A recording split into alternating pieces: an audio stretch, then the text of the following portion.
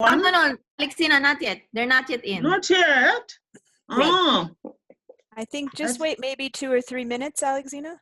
Okay, dear. Thank you. Just let me know when ready, huh?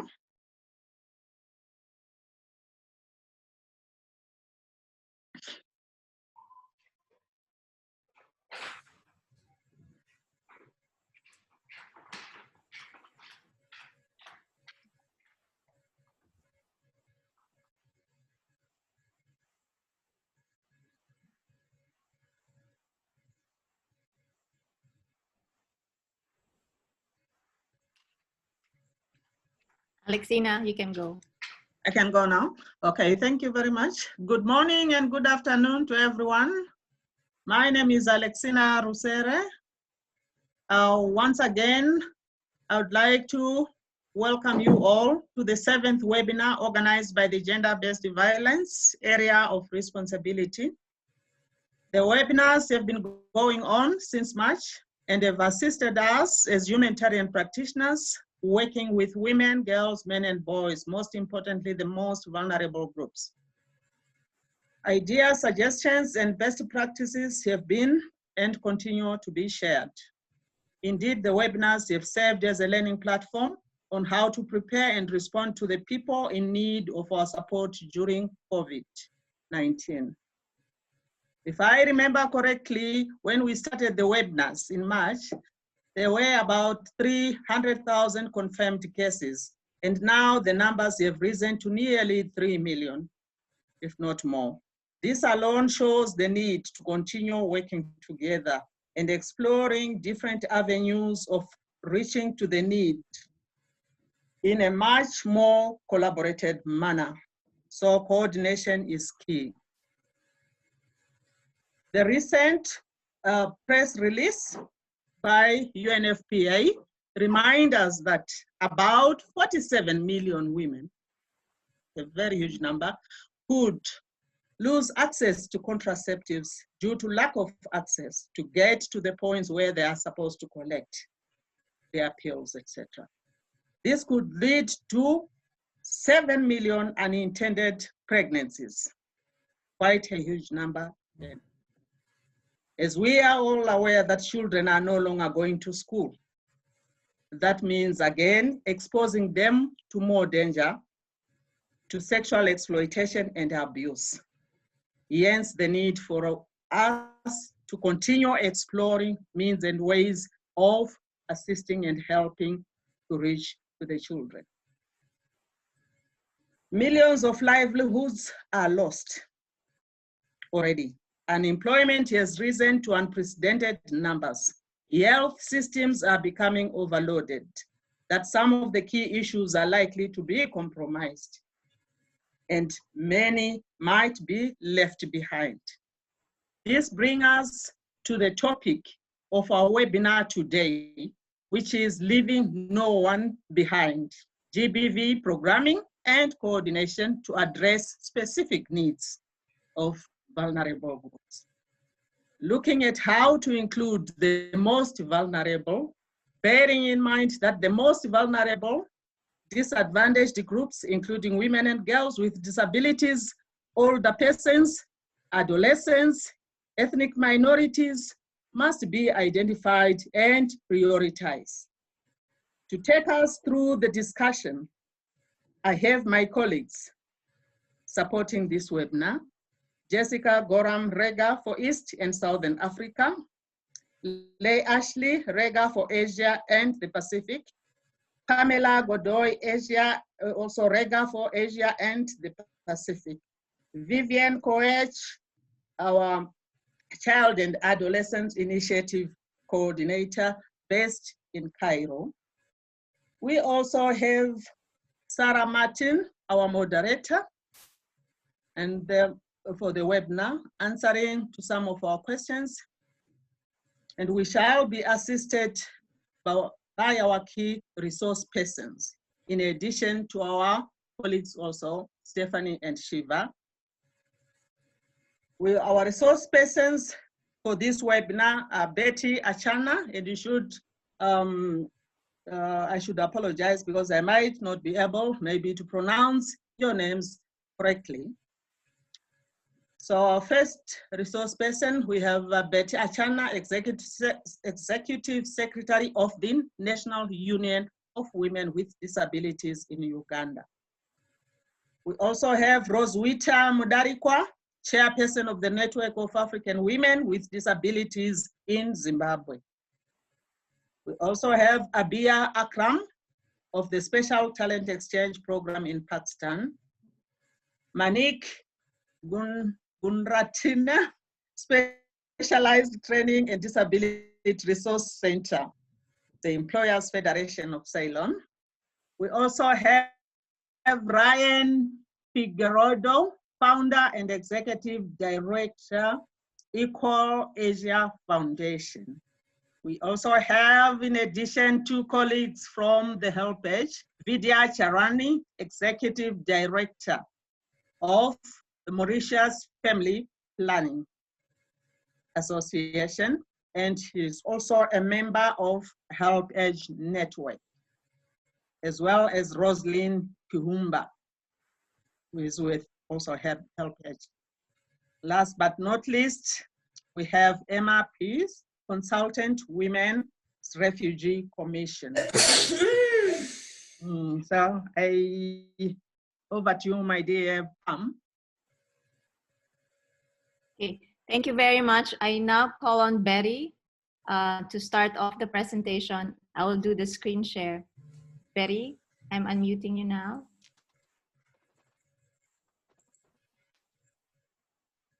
So Betty, you can start. Hey, thank you very much, everyone. I'm so delighted to be here. Good to be a part of this meeting this morning. It is a morning in Kampala. As already introduced, my name is Betty Achana, Executive Secretary, National Union of Women with Disabilities of Uganda. And I will go straight to introduce the organization and the strategic areas in which we work. So NAWWD is an umbrella organization of women and girls with disabilities. It was formed about 20 years ago in 1999 to protect and promote the rights of girls and women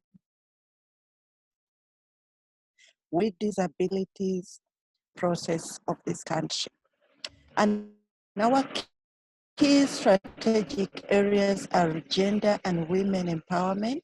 We have the health section, and in health, we focus mainly in the sexual reproductive health rights and gender-based violence, in addition to others. We have education for the girl child with disabilities, research and documentation, and we have organizational development.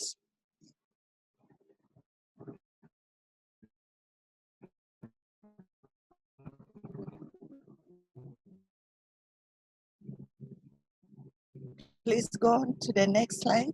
And challenges for women and girls with disabilities in Uganda. Uganda, like many other states and nations around the globe, are having hit by the pandemic. We were not instantly hit.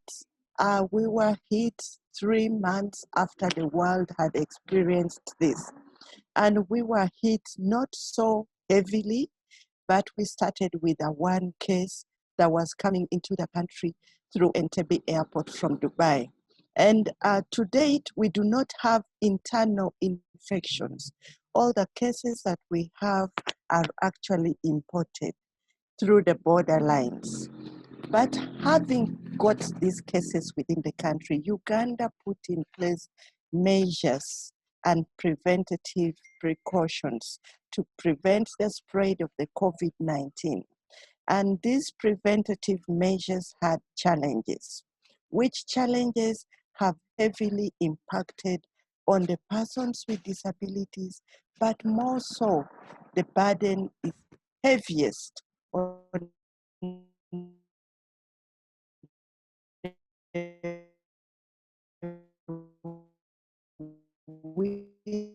women and girls with disability services, the health, food, food restrictions. One of the key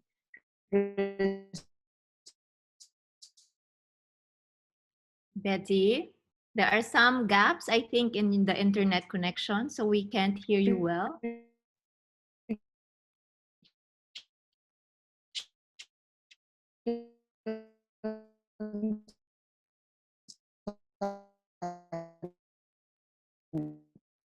Guideline is the ban on hello? Yes, we're losing you. You come in and go. I Hello? think it's the internet connection. Yes. Can you hear us?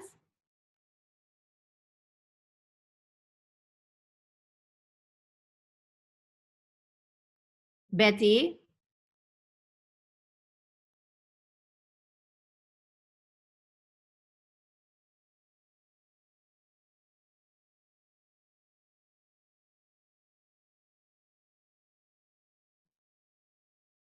Betty, can we come back to you in a while you fix your internet connection?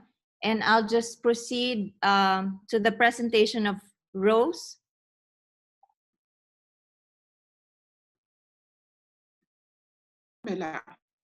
Greetings to everyone, to all of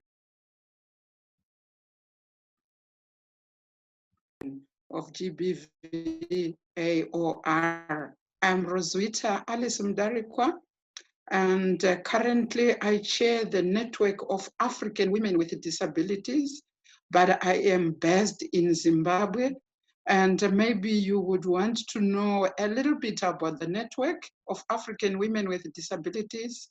The Network of African Women with Disabilities came into existence in 2005 in Senegal, and most of the founding members were women and girls with disabilities from Africa.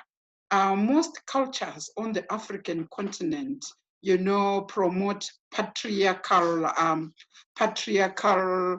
approaches and tendencies.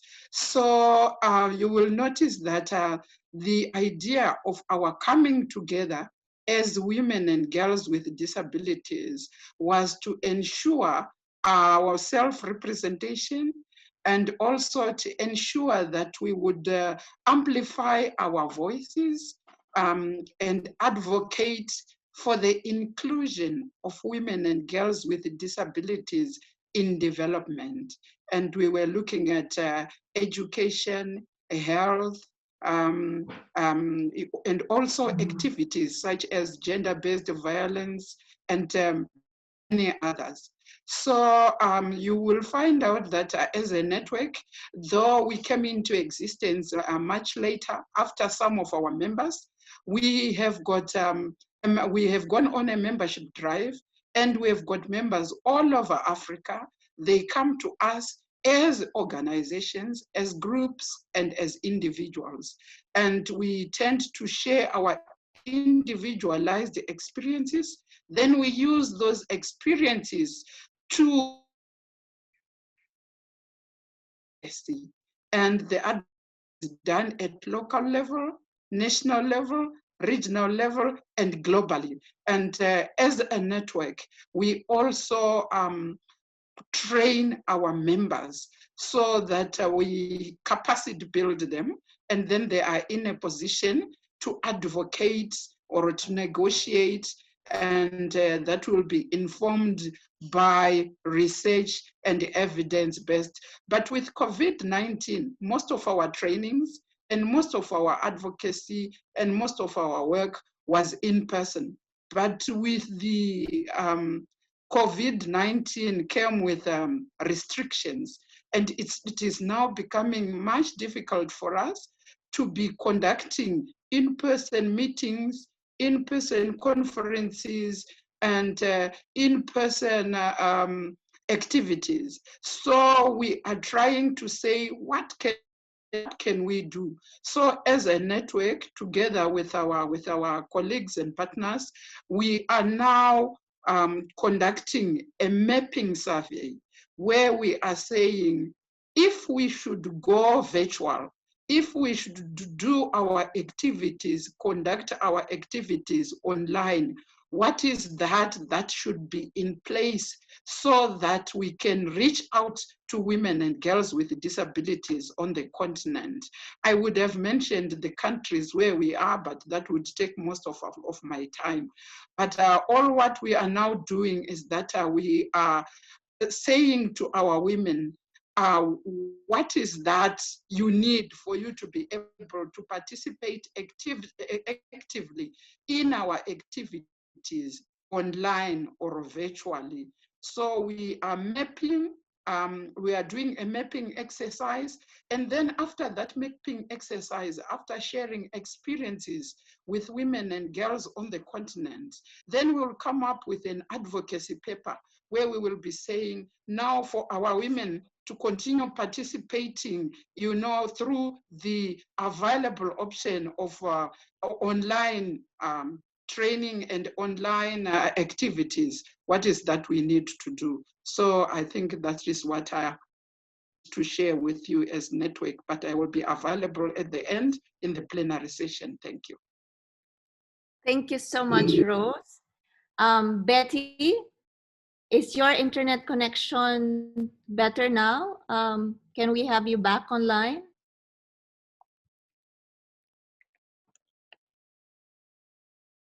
No, I don't think so. I can't see her. Um, I will now call on Abia and Manik.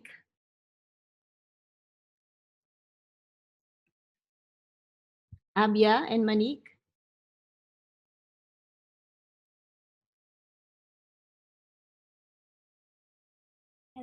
Hello. Hi, everyone. Thank you so much. I'm sorry, Manik is not online because she was finding it difficult to join, but I will try to cover the slides for her as well. Thank you so much for organizing this webinar, because this is the really important time when we see everyone is in the crisis, and especially women and girls with disabilities who are facing double or triple discrimination. We have organized consultations on the Asia Pacific Women with Disability Network, where 15 countries representative were there. We also organized the national level series of women with disability consultations on the COVID response. But unfortunately, there is huge impact on the lives of women and girls with disabilities, which is very difficult to handle at this stage. But we are trying to talk more on the challenges faced by women with disability. And they have mentioned like it's obviously double or triple discrimination. Now they are dependent on the family members, and it increased their vulnerability, make women and girls with disability more dependent on many of the things, because economically they are not empowered. If they were working before, now they lose their jobs. Now the family members most of the time staying back with them, so they are not that much familiar with the atmosphere of taking everyone together. Like persons with disabilities are always confined in the home. This is not a new thing for them. But the new thing is like they have to live without their carers, their personal assistants, their supporters, and that's how they become more vulnerable and finding it quite challenging. We have seen increased level of sexual and health and gender-based violence, because many of the women with disabilities have reported this is the only thing which they are not able to handle and discuss with their family members or share it widely, because gender-based violence is a thing like they are not very much familiar what is happening to them. And now once it's happened, then how they communicate with other organizations or talk to them or share these experiences to them. So that's why they are finding it quite hard. We also talk some of the women with disability, and they said like most of the countries, they are only dealing with the emergency responses in the hospitals. So they can't go for their regular checkups or get the proper medications or services because of their disability. And now they are confined at home. So this is also a big challenge for them. My colleague Manik also mentioned like increase awareness on impact of gender-based violence. That's another concern because the information which media, international organizations, UN, government officials, they all are providing. It's huge, like a number of information, but it's not in the accessible format.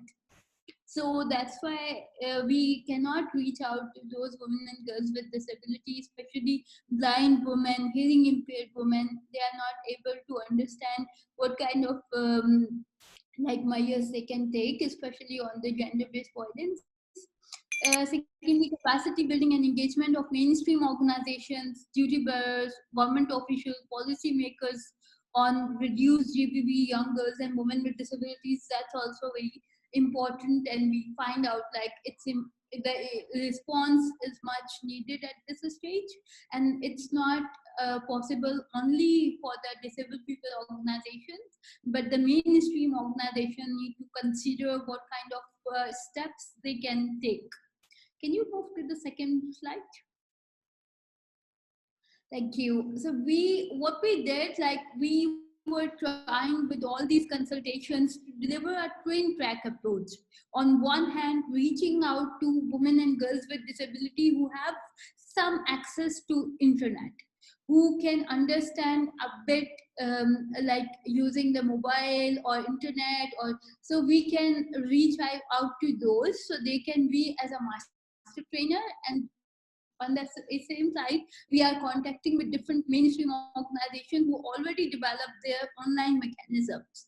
For example, the corporate sector, the UN, how they can connect with each other and can learn more about the perspective of women and girls with disability from the GBV perspective. Provide information on COVID-19 prevention and inaccessible format. So what we are doing, we are trying to give them sign language interpretation with all the COVID response messages on the GBV. We talk with the police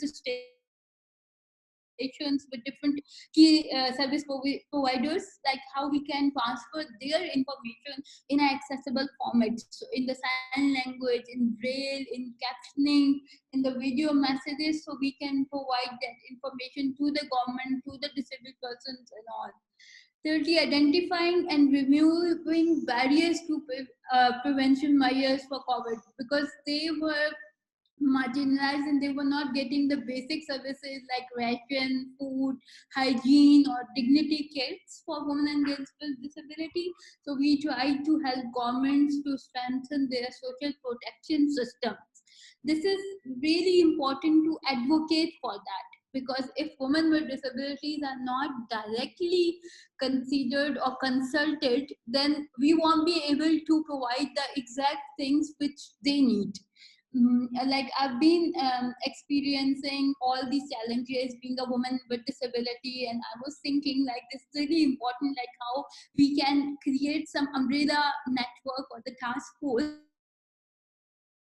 where women with disabilities can directly engage by the government, by the UN organization and international organizations, so they can talk to each other, create some dialogue, some policy legislation level dialogues, because COVID is a new thing for everyone. So we can't see what are the good examples or the bad, but at least we can talk to each other and see what are the requirements, especially from the gender-based violence perspective, because we need to create the information accessible and also some kind of app development.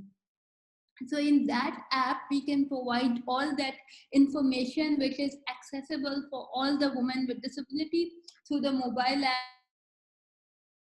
or they can access easily because most of the people have the Android phones but not good quality internet connection. So we can create some kind of source of information through that. Media and that's also another important aspect, how we can talk to the media and give them that information. Thirdly, we need to work on the statements which are clearly identifying the needs of women and girls with disability, so the state can take action on that. And we need to sign the petition, some discussions, so we can talk to the higher policy level organizations, and the service providers how we are going to take care of women and girls with disability in this situation. And we also expanding it's a recommendation to evidence based on how pandemic and the response impact on women with disability. So evidence based, like if you find out some women and girls with disability in one country is dealing with the COVID response in a positive way, or some strategies they have adopted, so we need to replicate it in other countries in a quick way, but in consultation with the local disabled people organizations and women with disability. So this is also a key recommendation from our side. And in the previous disasters, we have seen there was the establishment of the Aging and Disability Task Force. I remember 2011 in the earthquake we have developed in Pakistan, in Philippines, in Bangladesh, in Haiti. All the responses helped with International, Handicap International, and some other UN agencies and disabled people organizations collectively started this task force to see what kind of emergency response they can provide. But I think for the GBV response, the similar kind of task force need to be established on the regional level to support these women with disability. We had a conversation with the UN SCAP also, with other like policy members, so how we can see like this information more widely and can connect it with different organizations. So hopefully we will get more opportunity to talk about it and see what kind of areas we can collaborate with the other regions, African regions, and European region is also doing some work. We have like ASEAN region, Pacific region, so how we can connect with each other and see the points where we can elaborate, but the government have very important role. So we definitely need to work with them. I just quickly go to the networks which are already exist in Asia Pacific. It's the Asia Pacific Women with Disability Network, which I'm chairing currently. We have South Asia Disability Forum, we have Pacific Disability Forum, ASEAN Disability Forum, Asia Pacific Regional Civil Society Organization Engagement Mechanism. That's the network of the mainstream organization, but we have the disability constituency, so we can get more information from there. Asia Pacific Women Law and Development, they also have a program on women and girls with disability. International Women Rights Action Watch, they are working on the legal policy documents, how they are converting it in the like CDAW or connecting dots with the SDGs or CRPD. So these are the networks we can use for future references. And at this time, we can activate them, we can talk to them what kind of support they need, because this is really a critical time to support each other. And I hope that we can overcome this very soon. Yes, thank you, Abia. Will Monique be able to join us? Is she online? No, unfortunately, she couldn't because she was on the iPhone, and she said like, I'm not able to join. Yeah. All right. Okay. Thank you, Abia. We'll circle back to you during the question and answer portion. We now move on to Ryan of Equal Asia Foundation. Ryan, please go ahead. Hello. Hi, everyone. Thank you for this opportunity to speak on behalf of Equal Asia Foundation. I'm the founder and executive director. Equal Asia Foundation is an innovations incubator for LGBTI inclusion based here in Bangkok, but works in the region. The way we work is we test out ideas for inclusion and help community organizations accelerate these successful ideas on the ground. Next slide, please. I was asked to speak specifically on remote assessment, how we are kind of gathering information about our communities, what are the challenges that they face in light of the COVID outbreak. What we are seeing across the region is an increased use of online chat platforms. I put up on the slide one example of an online chat platform. It's an anonymous chat platform where a number of people come together to talk about what they're experiencing. And we kind of collect some metadata on the kinds of people who are accessing this chat platform as they are being socially isolated. There are examples of WhatsApp groups, especially WhatsApp counseling services provided by an organization in Singapore called Ogachaga. And so they have been getting a lot of calls in, especially from younger people in the region, just because they're unable to cope with the situation that they're facing at this moment. We've also seen that there has been like a resurgence of telehealth services, especially this collaboration by an organization in Hong Kong, which I cannot remember at this moment, and Love Yourself in the Philippines, providing telehealth service. And so this is a good way of kind of also collecting some anonymized data about who's calling in and from where they're calling in and what are the kinds of struggles that they are facing during this crisis. A lot of big organizations, especially in regional networks like ILGA Asia and Youth Voices Count, are collecting online survey information about, gender-based violence that their member associations are facing, especially amongst their local organizations in country. Because a lot of organizations are giving emergency grants, they're also collecting information on what are the challenges that organizations are facing for which they need funding for. And this is also a very good source of information for what is really happening on the ground. There are also a lot of informal channels that we use to kind of approximate what is happening to our communities. Facebook group, there are a lot of Facebook groups that are starting by people who just want to help community members, and we kind of are tracking what the needs are of our communities. And there are a number of requests for people who are suffering from violence, who need help and assistance, and that comes up a lot on these Facebook channels. We're also very connected to regional networks and groups that are kind of creating these statements and kind of summarizing what the needs of the community are. And we're using this to inform ourselves on what possible support that we can provide for the communities that we serve. Next slide, please. So what are we dealing with here? At the outset, let me just say that it's only now that many of us in the LGBTI community are emerging from this sense of despondency. We have been really struggling with depression, with this sense of grief that we are experiencing right now, even amongst the leadership in the LGBTI community. The impact of the COVID pandemic, this took a toll on us as individuals, as activists, and on our organizations because of the diversion of funding from our work. Our people have to, we can't go into the office anymore. Our people have gone back to their home countries or their home regions. It's been a real struggle for all of us. But that's at the programming level. But at the community level, we have just found that our community has been disproportionately impacted by this, and I'll talk about that a little more.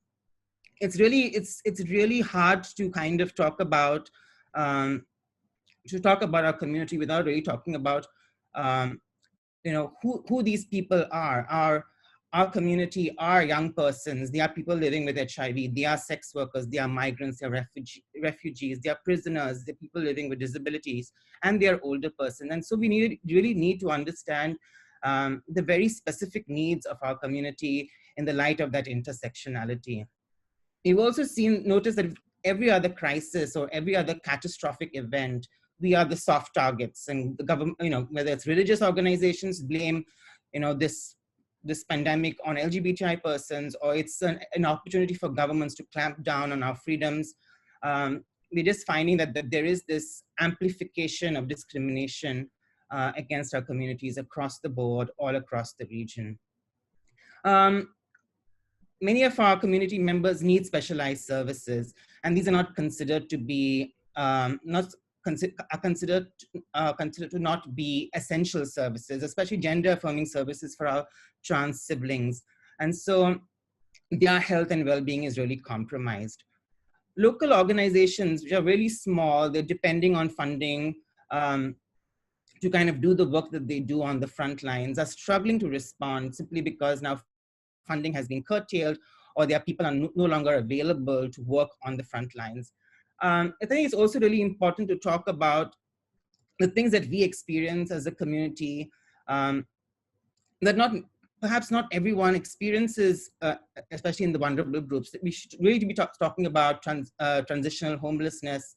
A lot of our young people have to go back and live with their parents who do not necessarily support their life and the work that they do. And because people are now confined or are sheltering in place with people who do not necessarily like them, they are at higher risk for violence. We always knew that LGBTI people in detention centers and prisons their security was compromised, and now with this additional layer of health insecurity, their life has become even more dangerous. We also wanted to make a comment on the role of women and girls and the additional burden of caregiving that has come on our young people, especially women and girls, because they have to take care of the young in their families or the old and the sick. And this is something that we really want to try and understand. Next slide, please. This was something that Youth Voices Count kind of wanted to document what happens to young people during quarantine and during lockdowns. So like I said earlier, young people are at increased risk of domestic violence, family violence, sexual abuse, psychological abuse. We should not forget that this is the time when family members force young people to, not be themselves, or to get married, or to go through some form of conversion therapy.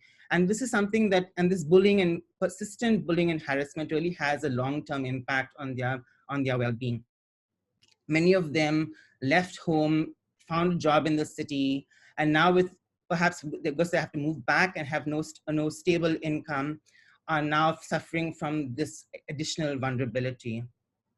Because online support is still something that we are really struggling with, where it is available, young people, because now they are sequestered at home with their families, in the absence of privacy to be who they are, they cannot necessarily access those services online. And we are anticipating that this will have a profound impact on their mental health in the medium and long term. Next slide, please. There are a number of organizations that they're trying their best to kind of do a lot of GBV specific programming and mitigate the risk for LGBTI persons. One, of course, is to increase the awareness across the LGBTI spectrum of their specific needs. So we tend to lump all LGBTI persons into one group, but each of these people in our rainbow family have specific needs. And so a lot of organizations are creating material that is specific for each of these subgroups. I think it's really important to look at GBV in all its aspects, whether it's genital mutilation, whether it's conversion therapy, whether it's this kind of persistent bullying. We really need to kind of look at GBV in all its aspects. And there are a number of organizations that are beginning to now understand the need to document all this in the continuum of violence against our communities. One thing that we have realized very early on is that we cannot work in a silo as the LGBTI movement, that we need to reach across movements, whether it's the women's movement, whether the refugee movement, the sex workers movement, or the drug users movement, to kind of deepen allyship across these movements, because we are not in this alone, and that if we are to make an impact, we really need to work together. So a lot of LGBTI organizations are beginning to realize this. I think we are trying to enter into the responder ecosystem to make sure that GV messaging specific to our communities is made available to them, and they have sufficient examples so that they can actually action, prevention programming in a way that makes sense on the front lines. I think there is this move now to move services online. We don't really know how successful this will be because it creates a different set of dynamics. And so I think this is an opportunity for us to think of ways to make online mechanisms to provide support for GBV victims is becoming more and more critical. We really need to kind of think about social isolation, especially of our older persons living with disability, and persons living with HIV, and how we can provide support to these individuals in the context of a lockdown, especially access to gender-affirming care, or whether it is ARV treatment, or just care and support for persons living with disability. So this has become a big conversation in our communities now, and we are beginning to realize that we need to program this into our work. I think it's really, this has also taught us of innovative ways to mobilize communities to respond to emergencies, whether it's providing food or shelter, or just taking people out of a violent situation. We have been historically very bad at it. And I think now we're beginning to realize that we really need to kind of come together and create very strong networks to be very responsive to events as and when they occur. So that's all I had to share with you, and I'm happy to take any questions later. Okay, thank you so much, Ryan. I really like what you said about reaching across movements. So I now turn you over to Help Age. So Vidya and Rosaline. Hello, good morning and good afternoon. My name is Vidya Charan. I am representing the HelpAge International. And HelpAge International is a network of civil society organization working for the welfare of the elderly. But me, I am based in Mauritius, working for the Mauritius Family Planning and Welfare Association as the executive director. I had the opportunity also to work with UNFPA on different projects on sexual and reproductive health. So as you know, this webinar is giving an opportunity to understand this COVID-19 and the population issues. And when we are talking about elderly, it gives a new dimension to think how it is threatening and what are the actions that we need to take.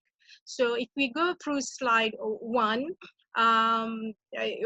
we can see that it gives an indication of that we have about 1.4 billion people, and where 69 million people are older people, and those old people are, of course, you will see found in all those 210 countries, as you know, which are affected by the COVID-19. But here in the Africa region, we are about 69 million.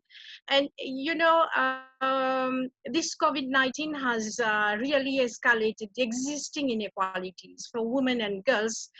And in particular, ageism, like we have discrimination of already marginalized groups, including refugees, older persons, and they are greatest at risk of being negatively affected by COVID-19 because of their extreme poverty or disabilities, and for other factors as well. So let me point out also that with this picture in mind, you will note that there are some countries that have been doing quite well, like in Mauritius, South Africa, and a few other countries, but still there are very many issues that go unnoticed, and this COVID-19 pandemic is letting us have the opportunity to speak about this issue, because beneath COVID-19, there is fear, gender-based violence, gender inequality, social unrest, and breakdown in social and sexual and reproductive health services as well.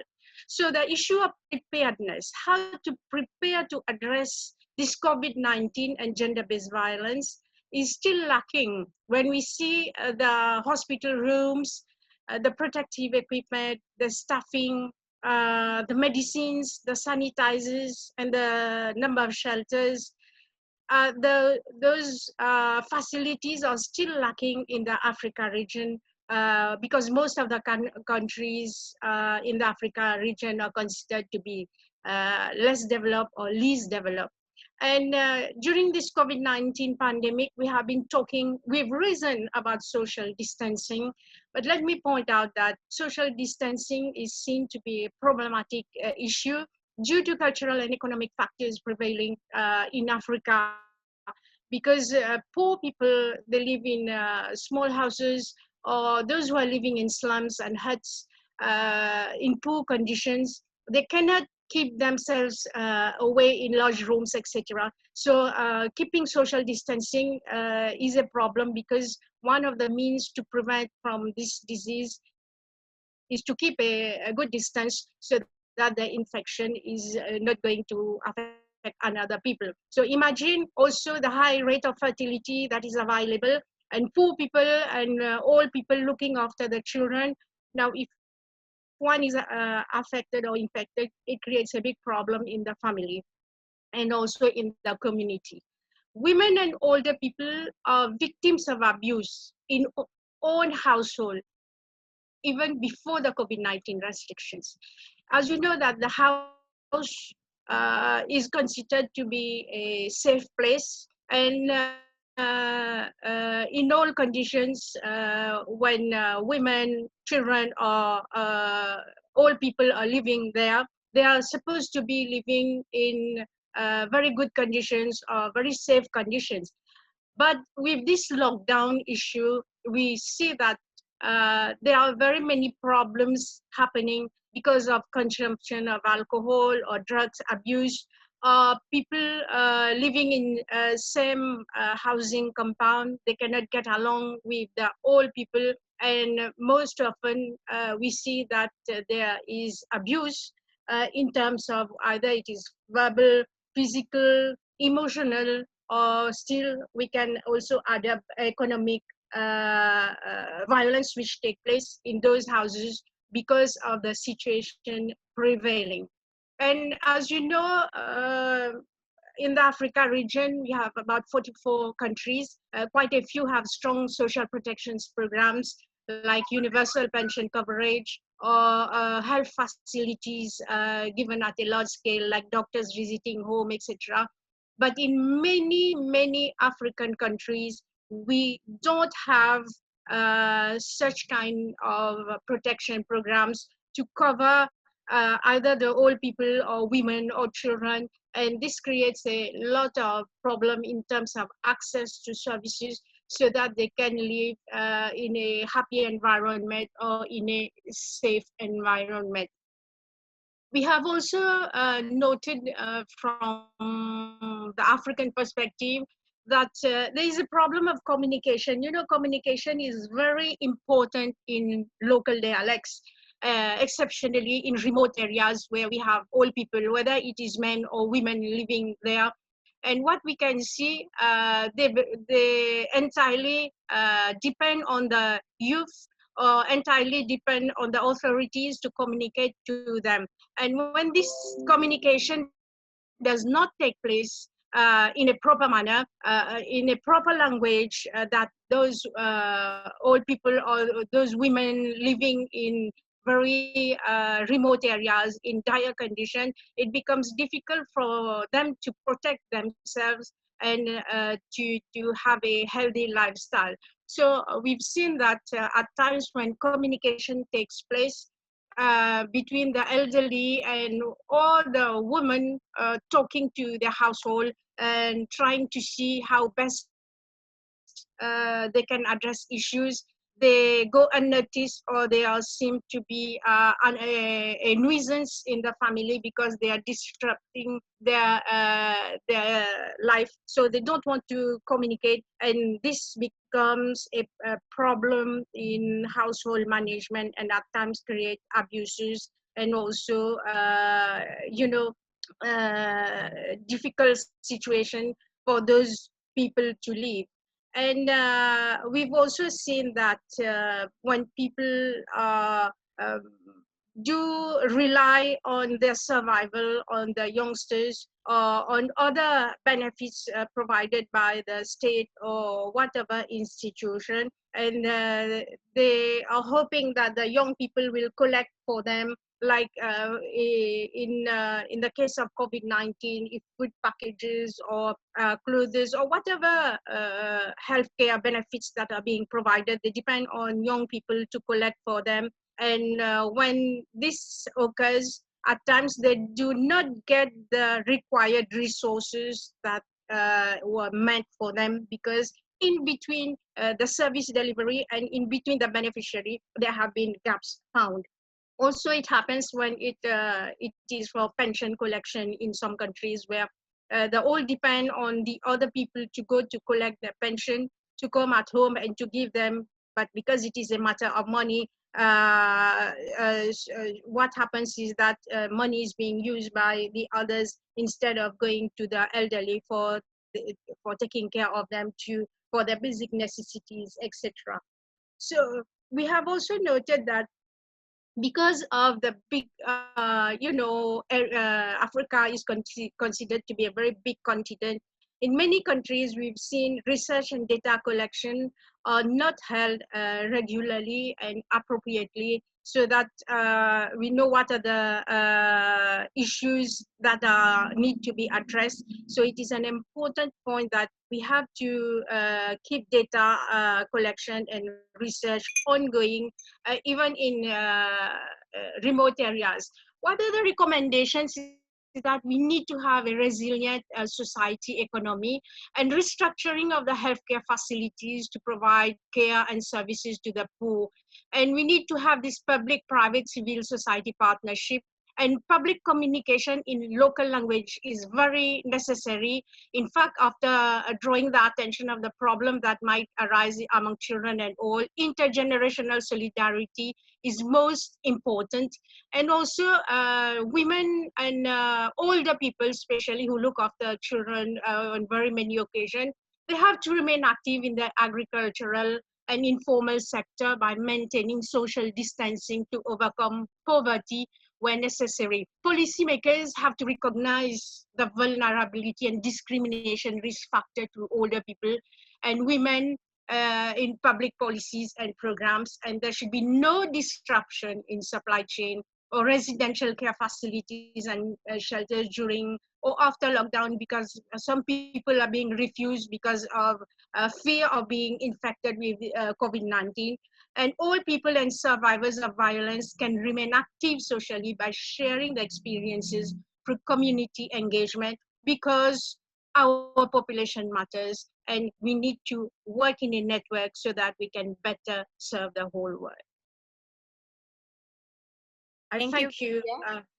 Yes, thank you, Vidya. We now, for the specific considerations for GBV subcluster and GBV coordinators, I would like to call on Emma Pierce from Women's Refugee Commission. Emma? Thanks for the introduction, Pam, and thanks to everyone for joining us today. It's great to be a part of this presentation. If you could go to the next slide, Pam, that would be great. Thank you. I'm going to share a little bit today about a guidance note that we developed through the GBV AOR help desk on disability, GBV and COVID-19. Now, this guidance note very much targets GBV actors and practitioners. So I'm just going to give a very quick snapshot of some of the recommendations that came out of that guidance note. The first one is it would be great if GBV actors could establish partnerships as much as possible with organisations of women and girls with disabilities, but also caregiver groups of persons with disabilities. This will help you to reach women and girls with disabilities with information better, but also you can provide, you can also learn from these organisations about what strategies they are using to connect with different groups within their constituency. The other thing, well, as some of our presenters have already suggested, it's important that the information that we share about where GBV services are and how to access them, that they are in accessible formats. But also, I would really encourage you to think about how you're disseminating that information. So using these networks of women with disabilities, but also thinking about disability service providers and health facilities, which persons with disabilities might still be accessing during the COVID-19 crisis, could be good focal points for dissemination of information about GBV services. Something that has come up in a lot of the papers that we reviewed for this guidance note is the importance of sensitization and training of GBV staff on disability rights. We are seeing a spike in stigma and discrimination against persons with disabilities because there is seems to be an association between disability and COVID-19. And in fact, there are some individuals that might feel fear or have assumptions about working with persons with disabilities. So it's a good idea to just kind of sensitize your staff to disability rights and to hear from them what some of their concerns are and try to address those. I won't be able to go into it a lot of detail, but in this guidance note, we've also provided some very practical infection prevention and control measures. Should you be still having face-to-face consultation or case management with a survivor with a disability? It's just simple tips like thinking through, you know, whether they can get clear access into the consultation room, so that they don't have to sit in a waiting room, which will reduce their exposure to the virus should that be present in any of the spaces where you're working. As some of the other presenters highlighted, one of the most important things in this current situation for persons with disabilities and women and girls with disabilities is that they can end up being separated from their primary caregivers or from their support people and personal assistants due to either those individuals becoming unwell or perhaps restrictions in movement that are put in place by government. So we would really encourage you that if you are working with any survivors with disabilities, to think through a case management in their case management plan, how they're going to ensure continuation of support and assistance. So you might want to think through what their networks are like, who they trust for what types of activities, and to discuss that with them in their case management action plan. We also know that in a lot of contexts, particularly refugee contexts, that persons with more severe disabilities who perhaps need full assistance with hygiene and daily care may not have enough access to just simple stuff like water and soap. So thinking that through in any case management plan would be a good idea as well. Lastly, just remember communication messages can really feed into stigma and discrimination. So often we're talking about persons with disabilities being more vulnerable to COVID-19, and just thinking through what kind of stigma that might be creating as we're sharing those messages. There is some guidance notes out there that you can draw on that give you some very practical sort of tips on how to develop communication messages on COVID-19 that aren't weighted with these sort of negative connotations. And also please remember to think about strengthening the capacity of organisations of persons with disabilities, but also disability service providers on GBV, particularly safe identification and referral, because they may still be the first point people for women and girls with disabilities who are experiencing violence during this time when they are at home. Next slide, thanks. I just wanted to share a little project that we have at the Women's Refugee Commission with some support from DFAB. We are planning to conduct training with gender and GBV actors on the Interagency Standing Committee guidelines on persons with disabilities. Now, thank you to everyone who's been supporting this initiative so far. Many of you will know that we were planning in-person trainings, one in Bangkok and one in Nairobi. Unfortunately, we had to change our plans. We are now planning to run a training which will largely target GBV and gender actors from Eastern and Southern Africa. And that one's going to be run now as an online series in June and July. This is in partnership with the Network of African Women with Disabilities, UN Women, UNFPA, and UNHCR's regional offices there. For those of you that were already confirmed for the Bangkok training, we still hope to be able to run that in person later in the year if all things go well. And so we will be getting back in touch with you about those dates when the time comes for that. Just to remind everyone, this one is in partnership with the South Asia Disability Forum, the GIHA Working Group, and the GBV AO If you need any more information about these trainings or want to learn more, please do reach out to me and I'll make sure that I keep you on the email chains. Thank you very much. Thank you, Emma. So moving forward, we've heard our speakers talk about intersectionality several times. The Interagency Minimum Standards for GBV in Emergencies Programming explains that effective and accountable GBV programming must pay attention to diverse and intersecting forms of structural oppression, discrimination, and inequality, particularly as it affects women and girls. It provides an interagency agreed definition on intersectionality, which may be useful to establish a common understanding on the need to tailor our GBV programming to people's specific needs. An intersectional approach to gender-based violence includes a consideration of where gender intersects with other inequalities and oppressions like sexual orientation and gender identity, ethnicity, disability, socioeconomic class, among others, to produce a unique experience of violence. By understanding the different ways in which violence is perpetrated and experienced, an intersectional praxis can design and develop appropriate context-specific responses when addressing gender-based violence. Secondly, the interagency GBV case management guidelines provide additional information on how to implement intersectional case management programming.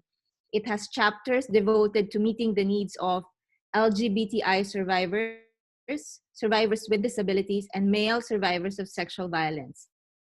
And lastly, the GBV AOR Handbook for Coordination of GBV Interventions in Emergencies contains an overview and practical tips on inclusions of persons with disabilities in GBV programming and coordination groups.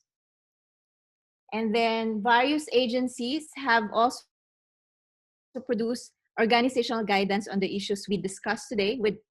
They included reference to the impacts of gender-based violence in the context of COVID-19 crisis. These resources may be useful to examine and cite if you are an NGO, a donor, or a coordination group to understand the common agreements and policies among these different agencies, which maintain that the rights of all people in their diversity must be protected during this COVID-19 crisis. The resource links will be placed into the chat window by Lee Ashley and Jessica. So now we call on Vivian Koech to facilitate the question and answer portion. Over to you, Vivian. Hi, everyone. My name is Vivian Koech. I am the Child and Adolescent Survivor Initiative Coordinator working with GBV AOR. Thank you so much for the questions that you've put on the chat box. We have quite a number of questions, and in the interest of time, I will go directly to the questions to our resource persons. The first question goes to Abia. Abia, are you there? Abia? Yes.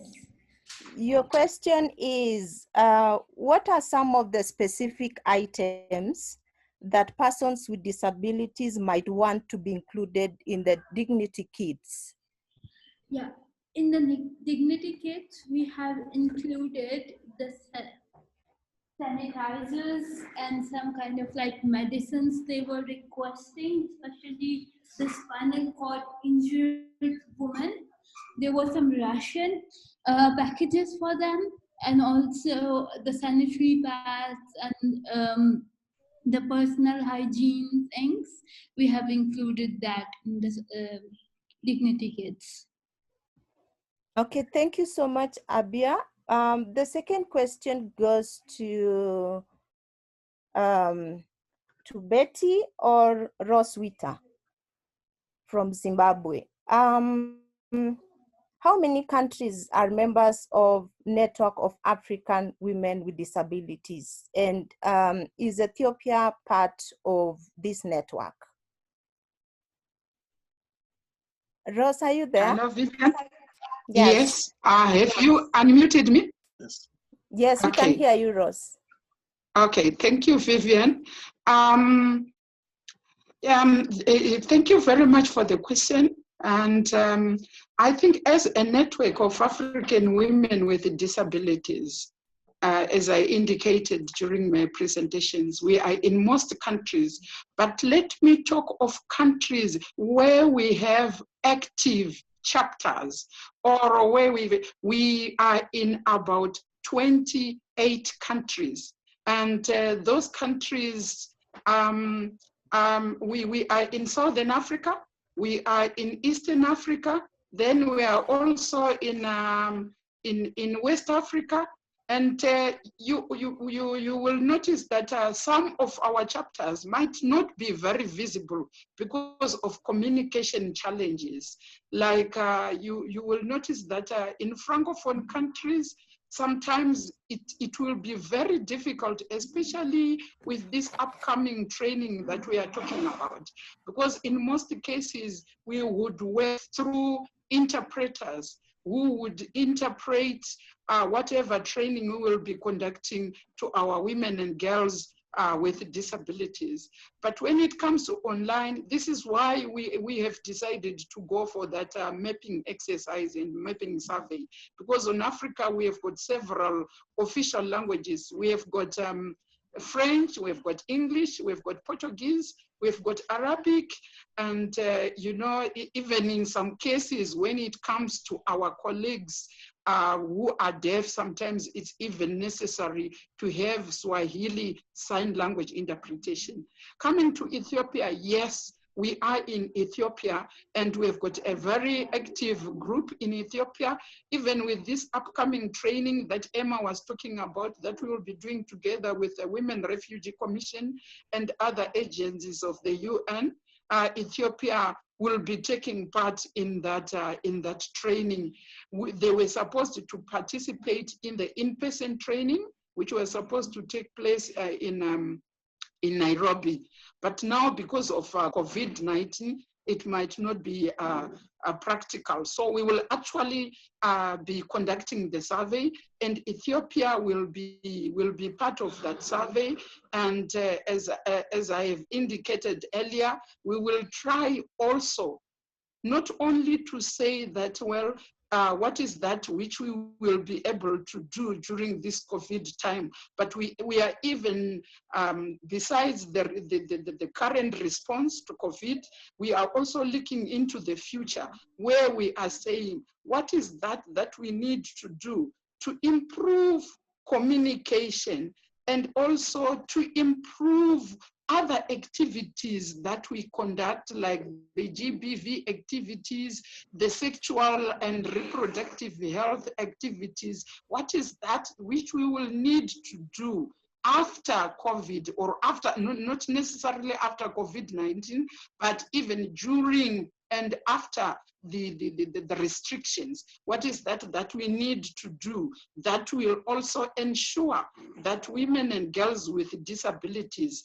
they are available to be consulted, and then whatever services they get, they are also service providers, and then that they are also in a position maybe to ensure that whatever services they get, it's demand driven. So Ethiopia, yes, they are part of us, and the other countries that I have mentioned. But for this training that we will be carrying in June and July, we are targeting East and Southern Africa.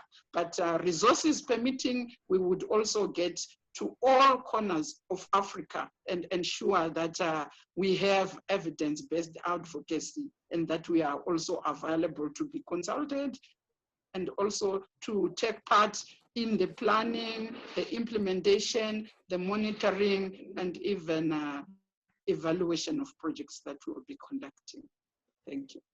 Thank you so much, Rose.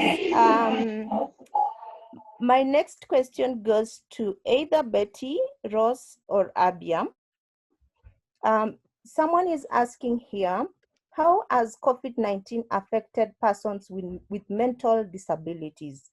And what are the resources available or networks to address their needs?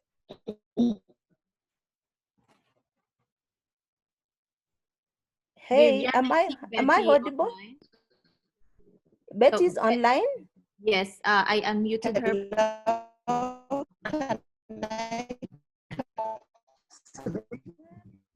Is that you, Hi, Betty? Betty. Yes, I think it is her. Can I come through? Yes, We can't hear please. you, Betty. Hello? Betty, we can't hear you. Hello? Hello? A bit better, but not clear. Yes, please. Can I come through? We can't hear you. Yes, please. Okay. Betty, perhaps if you can put your reply on the chat box because we can't hear you. Perhaps you can call on Abia and then. Yes. Yes. Abia, are you there? Get you. Betty, we can't hear you. Betty, we can't hear you. Bad. Can we have speak at that point? Okay.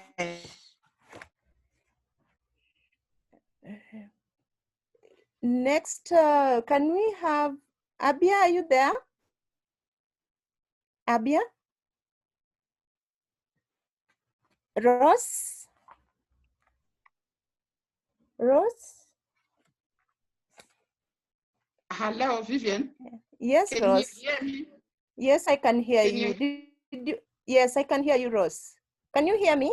Okay. Yes, I can hear you.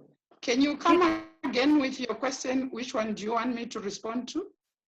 I don't know if you have the second part, answer to the second part of the question, but let me just ask the way it is, and then you can answer whichever part that you have an answer to. How has COVID-19 affected persons with mental disabilities? And what are some of the resources or networks available to address their needs? Thank you very much, Vivian. With us, the Network of African Women with Disabilities, we work with all categories of disabilities. So definitely, women and girls with mental disabilities have been affected because when messages, awareness messages are being packaged, sometimes they need to be packaged in such a manner that they will be easily comprehended by women and girls with mental disabilities. And in most cases, it is very important to work with them, the women and girls with mental disabilities, so that you get to understand whether they will be getting the message as it should be. Because sometimes if we just package our messages without involving them, sometimes the packaged message might be misconstrued and will not, when it gets to them, it might not be received in the manner it should be received. So I think what is very important is to be working with people with mental disabilities, and most of them, they have got support. So if you work with them, with their caregivers and people who give them support, then it becomes much easier to package the messages so that they are also informed about the pandemic. And then with issues to do with recommendations, I think what I would simply say is that for me to actually give the networks and what can I say, the service providers, it depends with the part of the continent where they are, or with the country where they are. But I think what would be very important is that most countries during this pandemic, they have got lines, which you can call. Some of them you can even call them free of, without having to pay. So there are those lines. You need to know those lines within your country. So I think what I will do after this is to contact our contact persons in various African countries so that they can circulate those hotlines to their members, and then they will be able to call them and ensure that they will be able to get information. But I think they should also prepare their members so that in case they do not get the reception or the response they get. But what we are also encouraging is that for our advocates in those countries, it is them to call and make sure that they present the concerns of their members instead of each and everyone calling, because in some cases you might not get the reception and then it will affect our members. So there are hotlines in most countries during this pandemic. So you might have to use those hotlines, or you might have to get to task forces. There are national response task forces. And one of the issues which we have been trying to raise is that during this pandemic, could we also make sure that our responses are inclusive? And as a network, we believe in self-representation. So we are also saying for all participants to this webinar, it would be very important if you would also be our allies and join us in calling for self-representation in structures that are responding to COVID-19, so that if women and girls with disabilities are represented, then it is easier for us to at least get hold of those who are providing services through those representatives. I don't know if I have answered the question, but I think that's what I could say for now. But with that background slide that I gave about the network, I've got my email, so we can continue communicating even after the webinar. Thank you, Ross. In the interest of time also, I'll also say that if you have any specific message or question, you can reach out to Ross, and as she promised, she's going to provide us with email address. And then for the next question is going to Ryan. Ryan, are you hearing me? I am here, thank you. Okay, Ryan, there is a question here that says, sex work organizations are setting up ad hoc funds for sex workers. How do we better support LGBTIQ sex workers specifically during this COVID-19 period?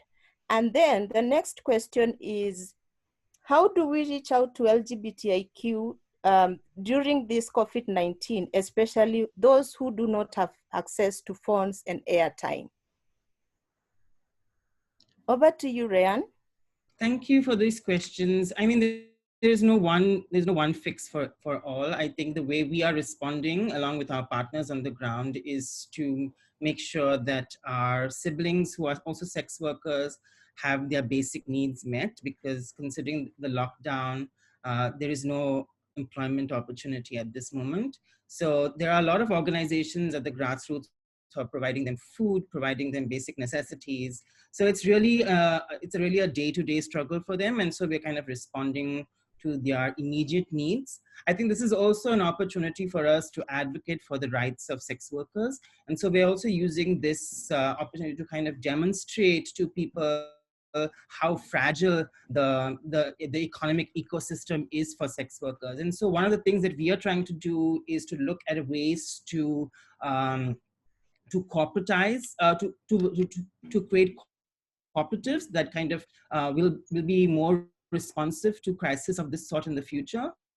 So we are trying to explore if we can kind of get people together to contribute regularly into a fund that will then come to use when people face certain difficulties. So to create these collectives and to create these cooperatives on the ground. So that's something that we're trying to test out, because I think we have completely forgotten the value of the cooperative movement. The second question is, how do we reach out to LGBTI people? I think this is a question that many people ask us, but they only tend to ask us this question when disaster strikes, right? So I think it's really important that we program for LGBTI people more generally when we're talking about gender, right? And so I think this is an opportunity for us to look at our gender inclusion frameworks and to include LGBTI persons in that conversation when we are creating our strategic plans, our strategic frameworks, and our action to respond to crises like this. So this is an opportunity for us to go back into our management groups, to our strategic planners, to our thinkers, to kind of see how we can now begin to make sure that no one is really left behind, and include gender diverse people in the conversation around gender. Thank you very much. Thank you, Ryan. The next question goes to Vidya. Vidya, are you hearing me? Yes, I can hear you. Your question is, what are some of the key risk mitigation measures for the elderly that GBV advocates should include in their national preparedness planning documents? Thank you for the question. As I stated in my recommendation, that we need to have a strong support program for the elderly, so that they are not left behind and they remain inclusive in the system that are in place. And also this issue of intergenerational solidarity, plus this communication issue, because all people are not technologically driven.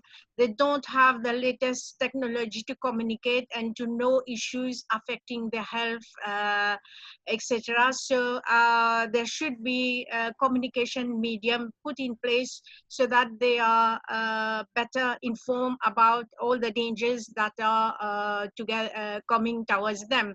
And also I would like to stress on this issue of non-discrimination, this aspect of equality that should prevail, especially in refugee centers, camps, and among displaced people. Because from here, you see, we don't have data. Even when the society is functioning properly, we don't have appropriate data so that policies and programs are put in place for such people. So there should be a regular collection of data for such kind of people. And of course, we keep those elderly people engaged in various programs and activities so that they are economically seen to be contributing, or socially seen to be contributing, to escape any forms of violence that is taking place at home place or in the community, so that they show that they have some kind of dignity to them. Okay. Thank you, Vidya. The last question is kind of for everyone, and it is asking the speakers if they have any recommendations for GBV service providers on how they can mainstream some of these risk mitigation measures. Anybody among the resource persons can respond to this. Hi, Vivian, this is Emma. Yes, Emma.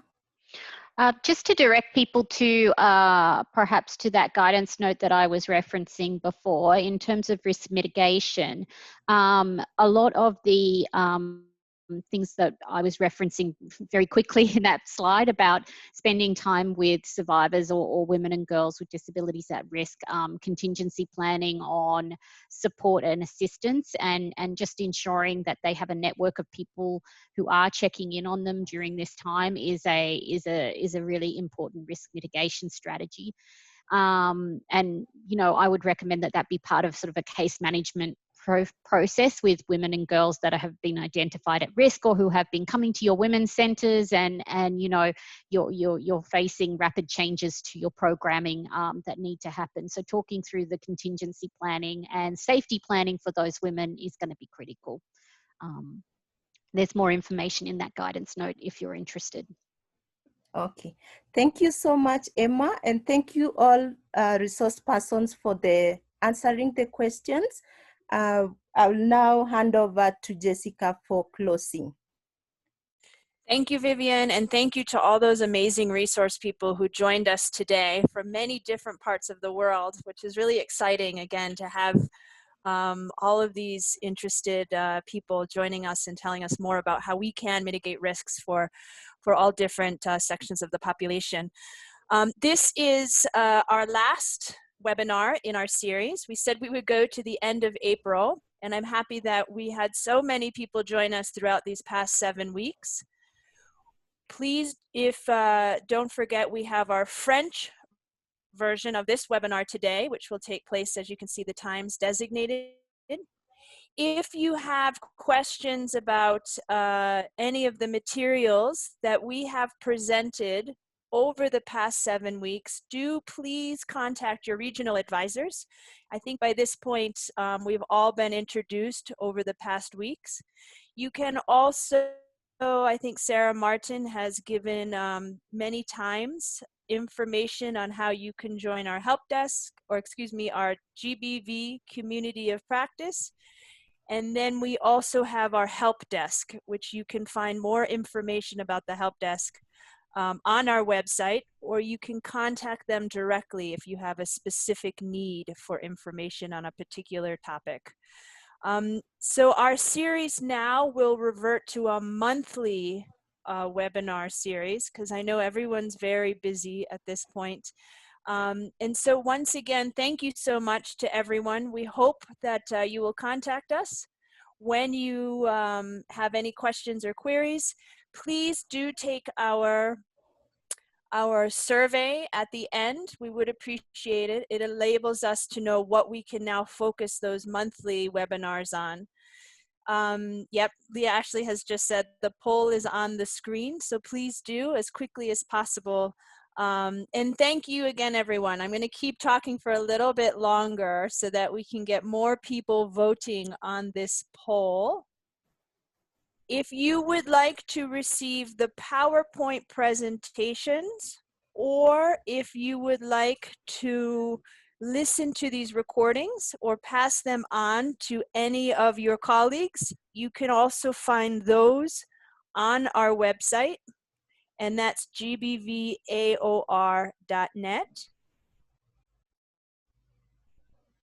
So please do get in touch. And I see that we're still filling out our poll. And Leah Ashley, did you want to say a few last words so that we can get some more people here filling out before we end the meeting?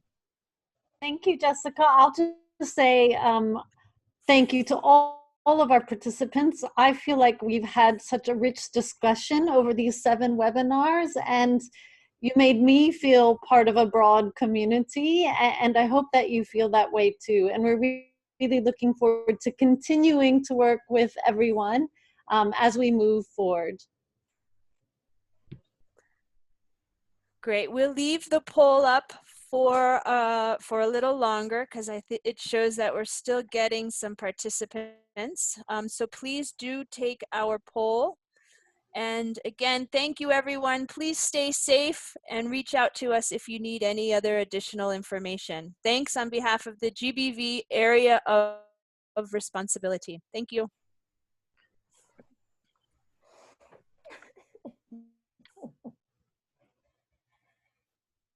My God.